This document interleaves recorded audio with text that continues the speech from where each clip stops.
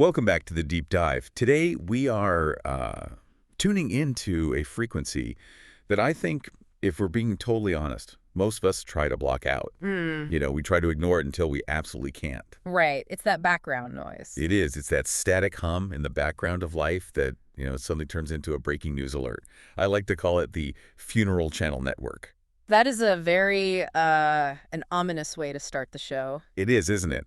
But stick with me, because we all know the programming schedule on this particular channel. Oh, yeah. You get the call, the world just stops for a second, and then, well, the grief hits you, the logistics start piling up. Flights, hotels, flowers. All of it.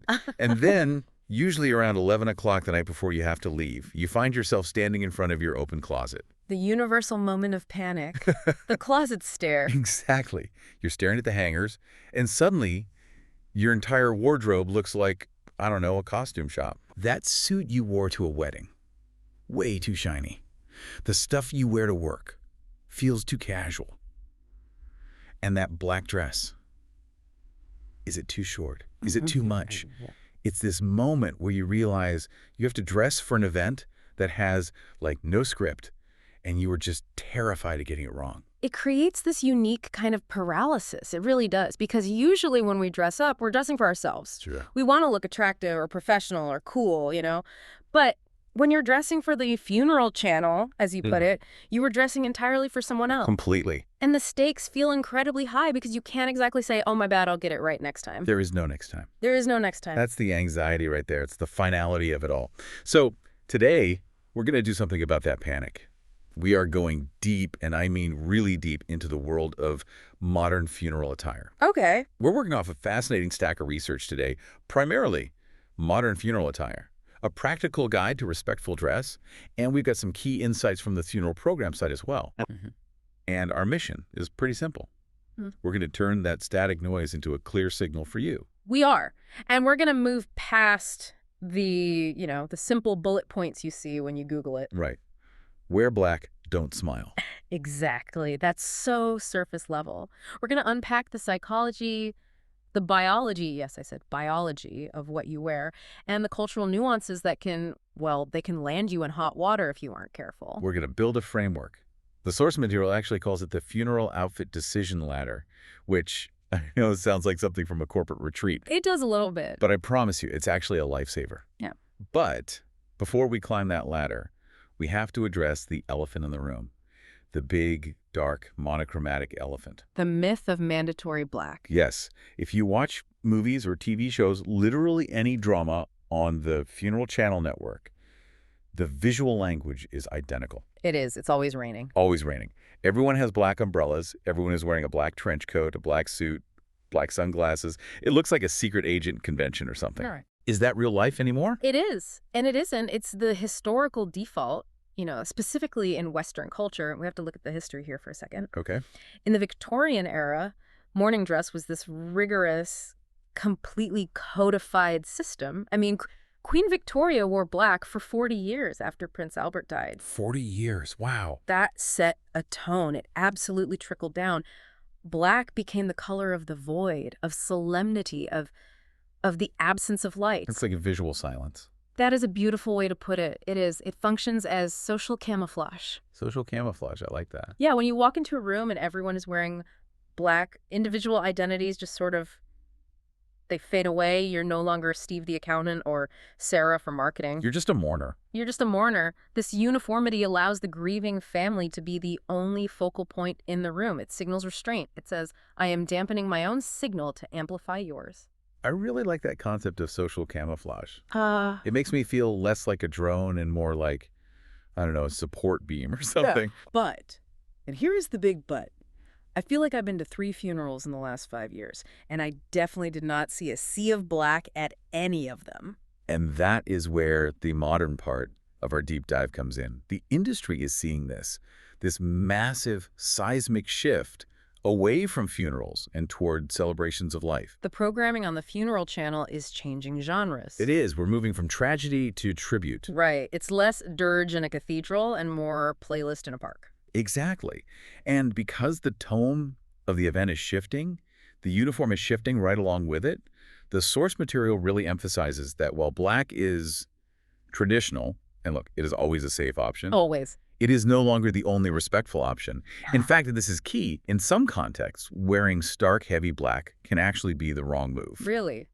How can black ever be wrong? I thought it was a universal hall pass. Well, imagine a family is hosting a celebration of life for a beloved grandmother. She was known for her gardening, her love of birds, her just bright, sunny personality. They hold it in a botanical garden. It's June. They want to share stories and laugh and remember her that way. Right. If you show up in a heavy, severe black wool suit looking like an undertaker from 1890, you are bringing a visual heaviness that completely contradicts the narrative they're trying to build. You become the rain cloud at the picnic. Precisely. You are visually arguing with the event. So the first big takeaway here is this.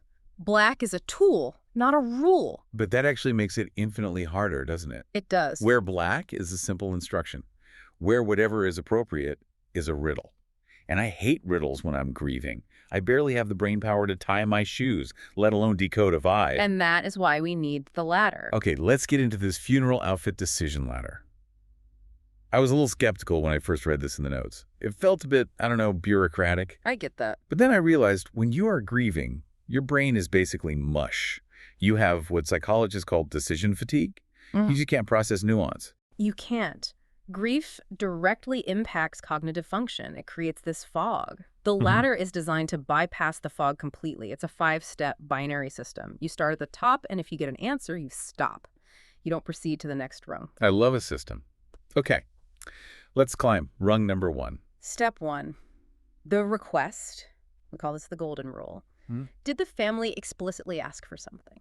This seems so obvious, but I feel like people second guess this all the time. They do. Like if the invitation says wear Hawaiian shirts, people think, surely they don't mean me. I should wear a suit to show I respect the gravity of the situation. And that is a fatal error, a total error. If the family says wear Hawaiian shirts and you show up in a suit, you are not being more respectful. You're being difficult. You are prioritizing your own comfort zone over their specific wishes. You're ruining the photo, basically. You are. You're breaking the unity. And we're seeing a huge rise in these requests. Sports jerseys, favorite colors, superhero T-shirts for a child's service. These aren't random whims. They are desperate attempts by the family to capture the essence of the person they lost.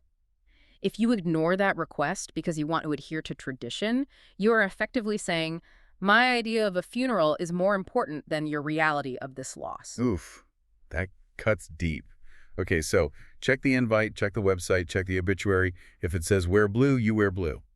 End of story. Stop climbing the ladder. Precisely. But let's say there is no request. It just says service at 10 a.m. Now we move to step 2. Okay, step 2, venue and format. Context is king. You have to dress for the room you are entering. Let's break down the venues because they have very different vibes. I mean, a cathedral is not a backyard. Not at all. A religious institution, a church, a synagogue, a mosque, it has its own baked-in code of conduct. So regardless of the funeral, you are entering a space that demands reverence. This generally means shoulders covered, knees covered, and a lean toward formality. You aren't just honoring the deceased, you're respecting the house. Okay, so church equals modest and formal. Got it. What about the funeral home? The funeral home is a neutral but formal zone. It's a business of mourning. I mean, the whole place is designed for solemnity. Right. You want to match that. Business casual to business formal is the safe zone here.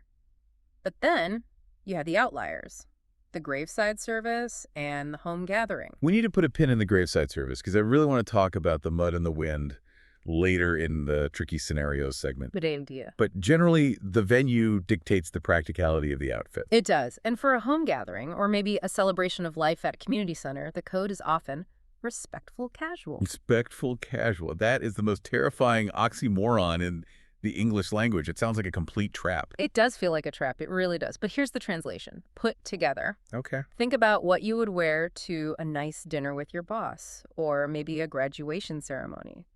You aren't in a tuxedo, but you're not in what you wear to walk the dog. Right. Ironed trousers, a clean blouse, a polo shirt tucked in. It's about effort. Effort. I like that. It's not about the price tag of the clothes. It's about the effort you put in. Exactly. Okay, so we check the venue. Now, rung number 3. This is where the science comes in, you said. Step 3, time and season, or, as I like to call it, biological sustainability. Meaning, how to not pass out. Exactly. This is where people make huge mistakes because they're too focused on the look and they totally ignore the reality of the situation. So, if it is July, it is 95 degrees out, high humidity, and you are going to a graveside service at noon. And you own one suit, and it's a heavy black polyester blend suit. Oh, man.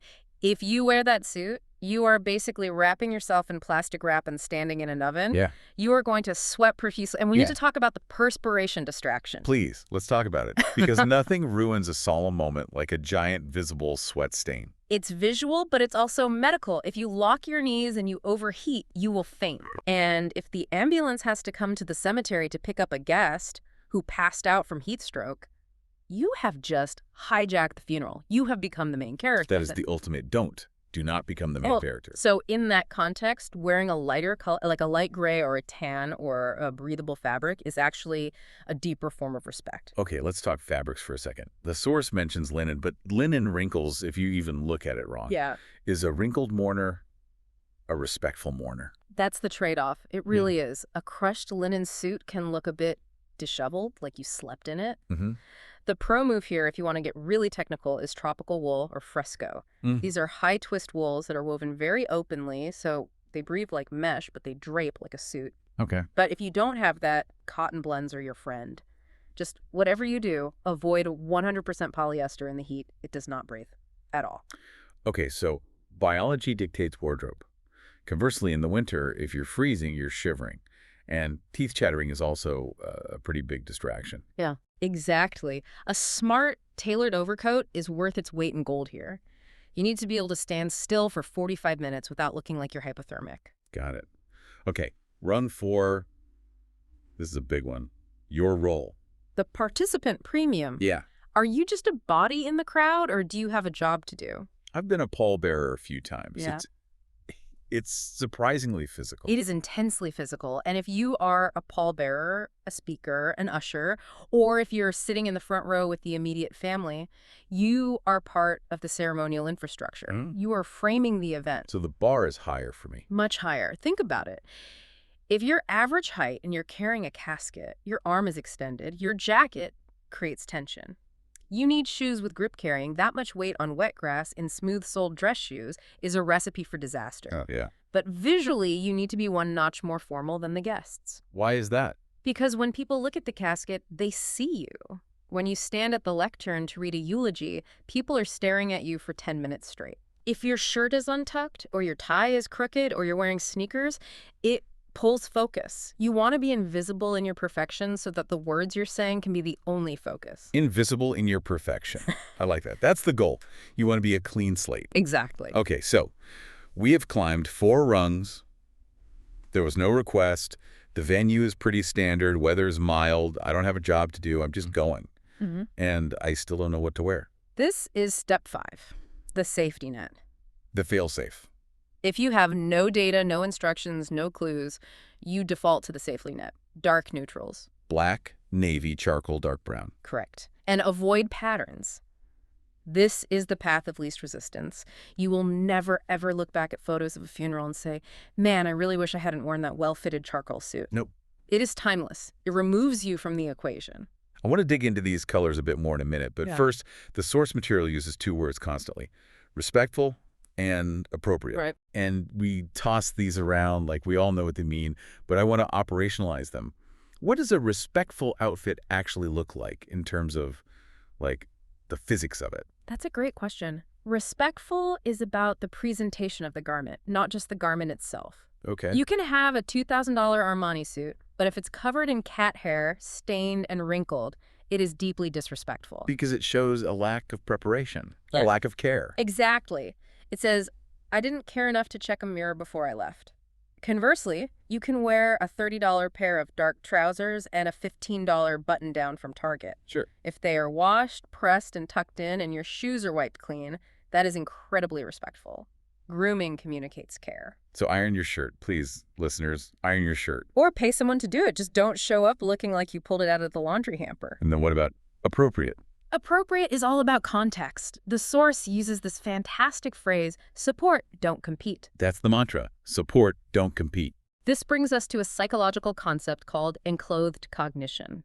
It's the idea that what we wear actually affects how we think and behave. Interesting. So when you put on somber or respectful clothing, you actually shift your own mental state. You become more subdued. You become more attentive. So if I wear my party dress, Yeah. I might subconsciously act like I'm at a party. In a way, yes. And visually, if you wear something that competes for attention, we're talking neon colors, flash and jewelry, revealing cuts, you are forcing people to process you instead of their grief. If someone is whispering, "Did you see what she is wearing?" during the prayer, you have failed the assignment. You have become the static on the channel. Exactly. Okay, let's talk about that specific color palette again. We mentioned the safety net. Why are navy and charcoal the MVPs? Well, navy is the color of trust, loyalty, authority. It's softer than black. Black can feel very final, very severe. Navy feels more communal. Okay. And charcoal is just sophisticated. It has depth. It photographs really well. It doesn't absorb all the light like a true black does. And what about brown? I feel like brown gets a bad rap sometimes. It does, but it shouldn't. Deep brown, olive, forest green, these are earth tones. They're grounding. They work exceptionally well for men and women, especially in outdoor settings, because they just blend with the environment. Again, social camouflage. Now, we have to go to the hard no list. The source material has a kind of do not fly list. Let's run through it, but I want to know why these are bad. First up, neon. Okay, neon is biologically designed to trigger alertness. It's what we use for safety vests and warning signs on the highway. Right. It screams, "Look at me." You cannot be supportive in neon unless it is a very, very specific request from the family. Logos and slogans? Even if the slogan is totally benign, even if it just says University of Michigan, the human eye is drawn to text. If you have words on your chest, people will read them. It's involuntary. Totally involuntary. You don't want people reading "Just do it" while the eulogist is crying. It creates a cognitive dissonance. It's distracting text. Got it. What about fragrance? The source flagged this, and I honestly hadn't thought about it before. This is huge, and it's so often ignored. Funerals are crowded. They're often in old buildings with poor ventilation. You're hugging people. It's very close contact. And grief can make people physically ill. Nausea is a super common symptom of acute grief. Exactly. So if you come in wearing a cloud of heavy musk or floral perfume, you are launching a chemical assault on people who are already feeling sick. It can trigger migraines, nausea, claustrophobia. Scent neutral is the respectful way to be. So skip the cologne. Just soap and water. That's it. Okay, let's get into the gender specifics. I know gender is a construct. Yeah. But clothes are usually sold in two departments, so let's break it down for people. Men first. Okay, the biggest debate in menswear right now, I think, is the tie dead? I haven't worn a tie in like 4 years. Not once. And you are not alone. In the modern respectful code, the tie is definitely optional. A suit with an open collar, just the top button undone, is perfectly acceptable in most situations. But the tie still serves a function. It covers the buttons. It creates a nice vertical line. It signals, "I finished the outfit." My advice. The pocket tie. Explain. I always just put a tie in my jacket pocket. If I get there and everyone is wearing one, I can just slip into the bathroom and put it on. Yeah. If no one is, it stays in the pocket. That is excellent tactical advice, seriously. Now let's talk about the jeans scenario, because I know there is a listener screaming at their phone right now saying, "But I only own jeans." So is denim ever okay? It is risky, but it is not impossible. We have to apply what I call the denim threshold. Okay, what's the threshold? First, the condition. Are they a dark wash, indigo, or black? No holes, no fraying, no whiskering or fading.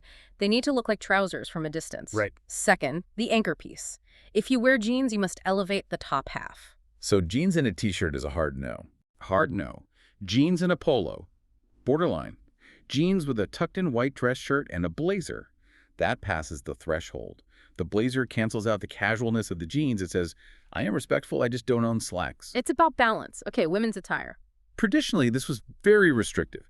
Skirts, hose, covered heads. Now, the modern respectful offers way more freedom. The power pantsuit is very common and very appropriate. The jumpsuit, if it's tailored and in a dark color, is a great one-and-done solution. The source mentions modesty here, and I want to be clear, we are not body shaming. This is about mechanics, right? It is entirely about mechanics and distraction. Think about what you do at a funeral. You sit on low folding chairs, you stand up, You might kneel. You lean over to hug a grandmother who's sitting in a wheelchair. If you were wearing a super short skirt or a very low-cut top, those movements become perilous. Exactly. You spend the whole time tugging at your hemline or holding your neckline. That in itself is a distraction. You want clothes that stay put so you can focus on the people and the moment. In shoes, we have to talk about heels. Oh yeah, stilettos in a cemetery are a physics problem you will not win. Nope. You will sink. You will aerate the lawn with your heels. It ruins the shoes and it makes you walk like a baby giraffe. Wedge heels, block heels, or just nice flats. Stability is key. Speaking of stability, let's segue into segment 6. Special scenarios. The tricky stuff. We alluded to the graveside service. Let's paint the picture. It's November. It rained yesterday. It's windy. You're at the cemetery. This is an extreme environment for fashion. It really is. You're dealing with mud. You're dealing with wind. I made the mistake once of bringing one of those giant golf umbrellas to a crowded graveside service. No. I think I took out 3 cousins when I opened it. It was like deploying a weapon. Umbrella etiquette is real. Clear birdcage umbrella is the best because you can see through them and they don't have those points right at eye level. Good tip. But regarding clothes, you need to dress for the terrain. If it's muddy, wear boots. Clean, polished leather boots are perfectly acceptable. Do not ruin your good suede loafers. And the wind. If you're wearing a flowy, lightweight skirt. You are going to have a Marilyn Monroe moment right in front of the priest. Not ideal. They make weights for hems or, just wear pants. Now, a scenario that is very 2020s. The virtual service. The Zoom funeral. The streamed service. Yeah, this is a weird psychological space. You are in your living room, but you're also at a funeral. So, do I have to wear pants? Legally, no. But psychologically, yes. Explain that. It goes right back to that enclothed cognition concept. If you sit there in your boxers and a dress shirt, part of your brain thinks this is a joke. It's not taking it seriously. If you dress fully, and I mean shoes included, you are signaling to yourself, I am present, I am mourning. It helps you connect to the reality of the event that's happening on the screen. That makes a lot of sense. It bridges that digital gap. Now, what about the camera tech stuff? If you're going to be on camera, whether you're speaking or just in the gallery view, you want to avoid tight patterns. Small strikes or checks create what's called the moire effect. Oh, that thing where the shirt looks like it's vibrating on screen? Yes, it creates this shimmering, strobing effect on the pixels. It is incredibly distracting to watch. Stick to solids. Yeah. And please, watch your lighting. Don't be a silhouette against a bright window. Right. One last tricky scenario. The bright colors request. We touched on this. The family says, wear bright colors for mom. How do I do that without looking like a clown? The distinction you need to make is jewel tones versus crayon colors. Explain. Crayon colors are, primary red, bright yellow, grass green. They can look a bit flat or even juvenile. Jewel tones are ruby, sapphire, emerald, amethyst. They have depth. They feel expensive and respectful, but they're still colorful. Or you could do the pop of color strategy. Right. Wear your navy suit, but wear a bright yellow tie. Wear your charcoal dress, but add a vibrant scarf. You are anchoring the color with a solid, neutral base. It's what I'd call controlled vibrancy. I love that. Controlled vibrancy. Now, I want to move to what I think is the most critical part of this entire deep dive. Segment 7. Cultural nuances. Because the funeral channel is global. And if you assume your default is the only default, you can really mess up. This is where the biggest mistakes happen. We view black equals mourning as a universal truth. It is not. It is a Western, largely Christian or secular tradition. Let's talk about the color white. In many Asian cultures, specifically Hindu, Buddhist, and some Chinese traditions, white is the color of mourning. Wow. Yeah, it represents purity, the stripping away of the ego, the return to the source. So if I show up to a traditional Hindu funeral in a black suit, You are visually clashing with the entire spiritual intent of the ceremony. Black might be seen as the color of evil or darkness or just general negativity. You're bringing bad energy into a space that is trying to purify the soul for its journey. that's not just a fashion faux pas, that's a spiritual insult. Potentially, yes, it can be. And let's talk about red. Red is a definite danger zone. In Chinese culture and many other East Asian traditions, red is the color of happiness, luck, celebration. Right. It's what brides wear. It's for New Year. If you wear red to a funeral, you are essentially saying, I am celebrating this death. Wow. That's aggressive? It is deeply offensive. Even a red tie could be seen as a huge slight. So No red is a pretty safe global rule unless you're specifically told otherwise. What about the homegoing celebration? This is a specific tradition I know in the African American church. A homegoing is distinct. The theology is different. It's viewed as a victory. The soul has gone home to God. The suffering is over. Right. And because it is a victory, the attire often reflects that majesty. So it's not necessarily somber. Not at all. You will see Sunday best taken to the absolute highest level. Nurses or ushers often wear these stark white uniforms. You might see royal, purple, gold, elaborate hats. It is a formal, regal event. Right. So if you show up in sloppy, casual clothes at a homegoing, you will stand out in a very bad way. You're underdressing for what is considered a royal event. Let's touch on a few other religious nuances. Jewish traditions. Judaism values modesty and psychological realism. At a funeral, the immediate family performs kriya, which is the tearing of a garment or a ribbon. Right. It's a visceral expression of being torn by grief. For guests, the vibe is usually modest and serious. Men should cover their heads. Yarmulkes are usually provided if you don't have one. And you should wear it even if you aren't Jewish. Yes, absolutely. It is a sign of respect for the space and the tradition. It's not appropriation, it's participation. Okay. Muslim traditions. The janaza prayer often happens at a mosque. Modesty is completely non-negotiable here. For women, this means long sleeves, long skirts or pants, and a headscarf is often required to enter the prayer hall. For men, no shorts. You need to cover your arms and legs, and you will be taking your shoes off. Oh, the shoe factor. Wear socks without holes. Please, wear clean socks. So the takeaway here is that culture overrides style. But how do I know? I mean, if I'm just a guy from work and I get invited to a service for a culture I'm not familiar with, how do I find out without being annoying? Communication is key, but you have to target it correctly. Do not text the widow. Ask the cousin, not the widow. That is the rule. The primary mourners are completely overwhelmed. Ask a secondary source. Ask a coworker who is also going. Or check the resources. The funeral program site is a great example. Families often use these platforms to make the programs, and the dress code is sometimes listed right there. And if you hit a dead end, if you can't ask anyone, You triangulate. Go modest. Go covered. Go subdued. And bring options. If you're unsure about a head covering, bring a scarf in your bag. If you're unsure about the tie, have it in your pocket. be a Boy Scout about it. Be prepared. Exactly. I want to pivot now to the final segment, the emotional component. We've talked about clothes as social camouflage, but I want to talk about clothes as emotional armor. This is so important. We spend a lot of time saying, you don't have to wear black. But I want to validate the people who want to wear black. Right. Why do they want to? Because grief feels dark. It feels heavy. Wearing black allows your outside to match your inside. It feels validating. It also provides a boundary. When you are in all black, strangers know you are grieving. They treat you more gently. It's a protective layer. It's a shield. It is. And it also, to go back to what we said earlier, it reduces decision fatigue. If you just tell yourself, I am wearing black, you have made the decision. You don't have to think about it anymore. And that relief is so valuable. Now, let's flip it. Let's talk about the listener who is broke. Yes. They don't have a suit. They don't have nice clothes. They're barely making rent. And they feel ashamed to go to the funeral. This breaks my heart. And I want to be very, very clear about this. Respect is free. Say that again. Respect is free. Yeah. Wardrobes cost money. If you cannot afford a suit, you do not need a suit.